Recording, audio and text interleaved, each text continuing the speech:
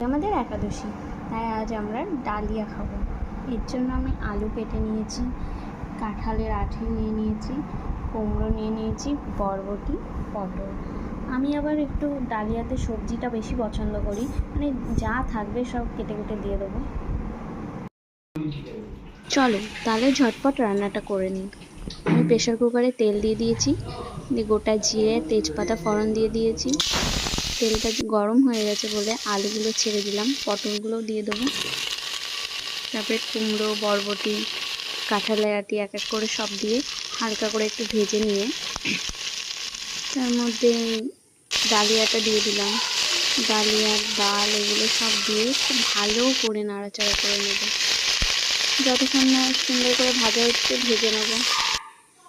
আমি কিন্তু কোনো মশলা ইউজ করি না, কারণ আমার অতটা মশলা ভালো লাগে না। ডালিয়াতে একদম মশলা দেওয়াটা পছন্দও করি না। তোমরা টমেটো থাকলে দেবে, অপশনাল। ডালটা দিয়ে দিলাম। আমি এখানে মুগ ডাল ইউজ করেছি, তোমরা যে কোনো ডাল দিতে পারো। জলটা পরিমাণ মতো দিয়ে দেবে। লবণ দিয়ে দিয়েছি পরিমাণ মতো, হলুদ দিয়ে দিয়েছি। তোমরা যতটা ডালিয়া নেবে সেই অনুযায়ী জলটা দেবে, কতটা পরিমাণে তোমরা রান্না করছো সেই অনুযায়ী ডালটা দেবে। একটু ঘি ছড়িয়ে দিয়েছি আর একটু গরম মশলা, ব্যাস, আর কিছু না।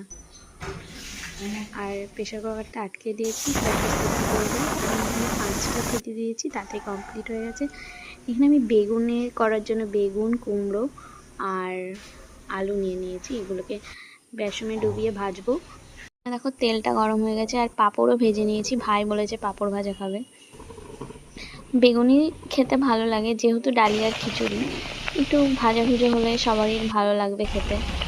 তো সেই জন্য দেখো বেগুনিগুলো ভেজে নিচ্ছি গরম গরম। বেগুনিগুলো ভাজা হয়ে গেলে তারপরে কুমড়োগুলো ভেজে নেব বেসনে ডুবিয়ে। এগুলো কিন্তু কুমড়োটা বেশি টেস্ট লাগে, একটু মিষ্টি মিষ্টি লাগে, তো গরম গরম খুব টেস্ট লাগে এই ভাজাগুলো খেতে।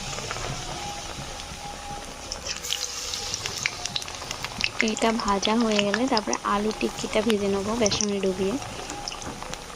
আলুটা আমি একটু লম্বা লম্বা করে, বড় বড় মোটা মোটা করে কেটেছি। অনেকে ছোট ছোট গোল গোল করেও কাটে, সেভাবে কাটলেও হয়। আমার মনে হলো এরকম করে কাটলে দেখতে ভালো লাগবে, তাই আমি এরকম করে কাটলাম। তোমাদের ইচ্ছা মতো তোমরা কেটে নেবে। এটাও কিন্তু খেতে অনেক টেস্টি হয়। ওপর দিয়ে একটু বিট লবণ ছড়িয়ে নেবে, তো আরও টেস্ট হবে। ব্যাস, আমাদের রেডি আজকে লাঞ্চ।